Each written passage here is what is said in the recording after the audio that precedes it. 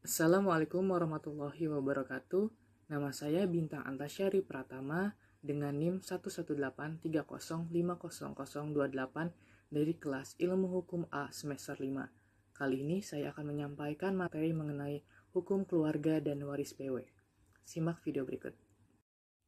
Ditinjau dari definisi, hukum keluarga menurut Undang-Undang Nomor 1 Tahun 1974 yaitu tertuang dalam pasal 1 yang menyatakan perkawinan adalah ikatan lahir dan batin antara seseorang pria dan wanita sebagai suami istri dengan tujuan untuk membentuk keluarga yang bahagia dan kekal berdasarkan ketuhanan yang Maha Esa.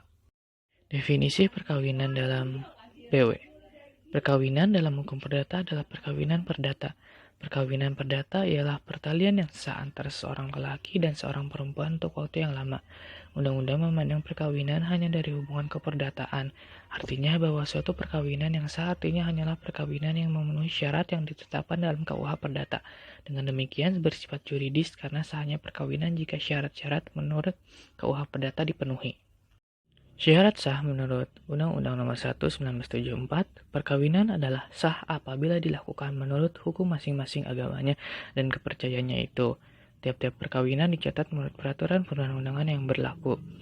Dan dalam KUH Perdata, Undang-Undang memandang soal perkawinan hanya dalam hubungan perdata yang termuat dalam pasal 26. Syarat-syarat perkawinan dalam Undang-Undang Nomor 1 Tahun 1974 yaitu syarat internal meliputi persetujuan kedua belah pihak, izin dari orang tua apabila belum mencapai umur 21 tahun, pria berumur 19 tahun sedangkan wanita 16 tahun, habis masa idah karena perceraian 90 hari atau karena kematian. Lalu dalam BW, syaratnya yaitu syarat material mutlak meliputi monogami dalam pasal 27, konsensual calon pengantin pada pasal 28, terpenuhinya batas umur minimal kawin pada pasal 29, habis masa idah pada pasal 34, dan izin dari wali bagi yang belum dewasa pasal 35 sampai 49. Larangan perkawinan dalam Undang-Undang Nomor 1 Tahun 1974. Berhubungan darah dalam garis keturunan ke bawah ataupun ke atas, berhubungan darah dalam garis keturunan menyimpang, yaitu anak saudara, antara seorang dengan saudara orang tua, antara seorang dengan saudara neneknya, berhubungan semenda, yaitu mertua, anak tiri, menantu, dan ibu bapak tiri, berhubungan susuan, yaitu orang tua susuan, anak susuan, saudara susuan, dan bibi atau paman susuan.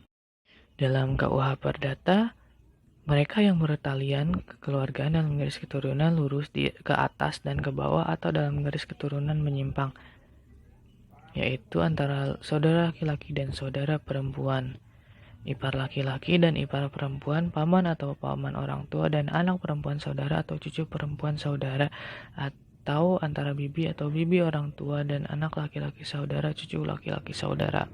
Pencegahan perkawinan menurut Undang-Undang Nomor 1 Tahun 1974. Pihak yang berwenang mengajukan pencegahan yaitu keluarga garis keturunan ke atas, saudara, wali nikah, pengampu, pihak yang berkepentingan, suami atau istri yang terdahulu, dan juga pejabat yang berwenang. Pencegahan perkawinan menurut BW. Jangka waktunya adalah terhitung 10 hari sejak pengumuman perkawinan diumumkan. Pihak yang berwenang mengajukan pencegahan, bapak atau ibu, kakek atau nenek, paman atau bibi, wali atau wali pengawas, pengampu atau pengampu pengawas, saudara laki-laki atau perempuan, suami terhadap calon mantan istri, dan kejaksaan. Pembatalan perkawinan menurut Undang-Undang Nomor 1 Tahun 1974. Pihak berwenang mengajukan pembatalan yaitu suami atau istri yang terdahulu terikat, keluarga dalam garis lurus, dan juga kejaksaan. Menurut KUH Perdata, pihak berwenang mengajukan pembatalan yaitu dalam pasal 23, keluarga dalam garis keturunan lurus ke atas, suami atau istri, dan juga pejabat yang berwenang selama perkawinan belum diputuskan. Perjanjian perkawinan dalam Undang-Undang Nomor 1 Tahun 1974. Selama perkawinan berlangsung, perjanjian tersebut tidak dapat dirubah kecuali bila dari kedua belah pihak ada. Dan menurut BW, setelah perkawinan berlangsung, perjanjian kawin dengan cara bagaimanapun tidak boleh diubah yang tertuang dalam pasal 149 KUH Perdata. Kedudukan anak menurut Undang-Undang Nomor 1 Tahun 1974. Anak sah menurut Pasal 42 Undang-Undang Nomor 1 Tahun 1974 adalah anak yang dilahirkan dalam atau sebagai akibat dari perkawinan yang sah.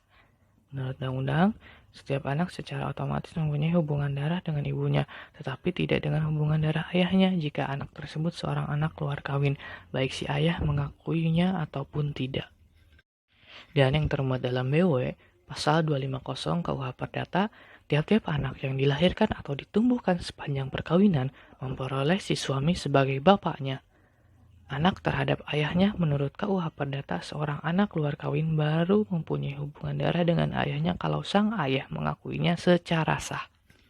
Perkawinan campuran atau perkawinan di luar Indonesia menurut Undang-Undang Nomor 1 Tahun 1974 dikenal dengan perkawinan campuran. Perkawinan campur adalah perkawinan antara dua orang yang ada di Indonesia tunduk pada hukum yang berlainan disebabkan beda kewarganegaraan pada pasal 57, dan juga dalam BW Kitab Undang-Undang Hukum Perdata lebih dikenal dengan istilah perkawinan di luar Indonesia menurut pasal 83 KUH Perdata.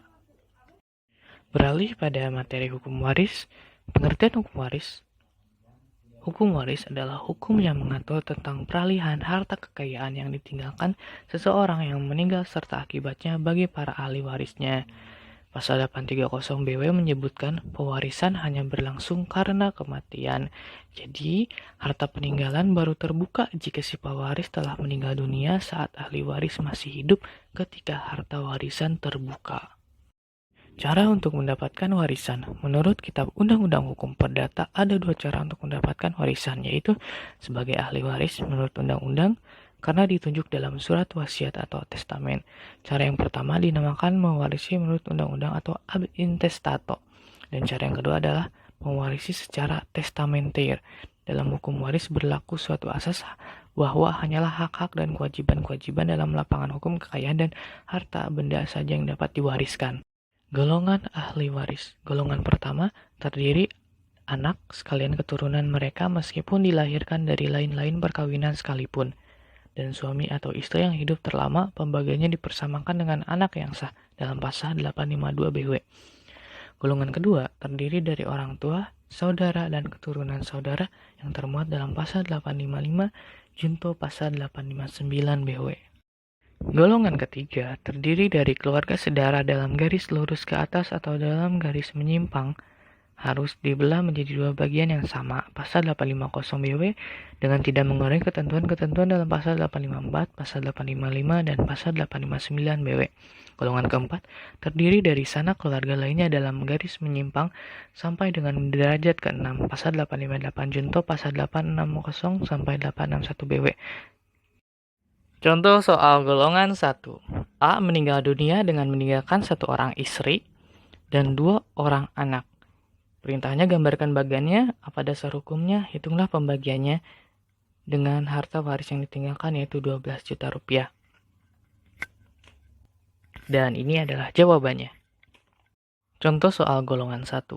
A meninggal dunia dengan meninggalkan satu orang istri, satu orang anak, dan dua orang cucu dari D yang telah meninggal. Lalu gambarkan bagiannya, apa dasar hukumnya, dan hitunglah pembagiannya dan waris yang ditinggalkan yaitu 24 juta rupiah. Contoh soal golongan 2. A meninggal dunia dengan meninggalkan satu orang ayah, satu orang ibu, dan dua orang saudara. Gambarkan bagiannya, apa dasar hukumnya, dan hitunglah pembagiannya dengan waris yang ditinggalkan yaitu sebanyak 76 juta rupiah. Contoh soal golongan 2. A meninggal dunia dengan meninggalkan satu orang ayah, satu orang ibu, satu orang saudara kandung, dan satu orang saudara tiri dari keturunan ayah. Gambarkan bagiannya, apa dasar hukumnya, dan juga hitunglah pembagiannya jika waris yang ditinggalkan sebanyak 120 juta rupiah. Contoh soal golongan 3. A adalah seorang yatim piatu dan belum memiliki keturunan. Ia meninggalkan kakek nenek dari pihak ayah dan kakek nenek dari garis ibu. Gambarkan bagiannya, apa dasar hukumnya, dan hitunglah pembagiannya dan waris yang ditinggalkan yaitu sebanyak 28 juta rupiah. Contoh soal golongan 4. A adalah seorang yatim piatu dan belum memiliki keturunan. Ia meninggalkan dua paman atau bibi dari pihak ayah, dan 2 paman atau bibi dari garis ibu. Gambarkan bagiannya, apa dasar hukumnya, dan hitunglah pembagiannya jika waris yang ditinggalkan sebanyak 28 juta rupiah. Dan ini adalah jawabannya.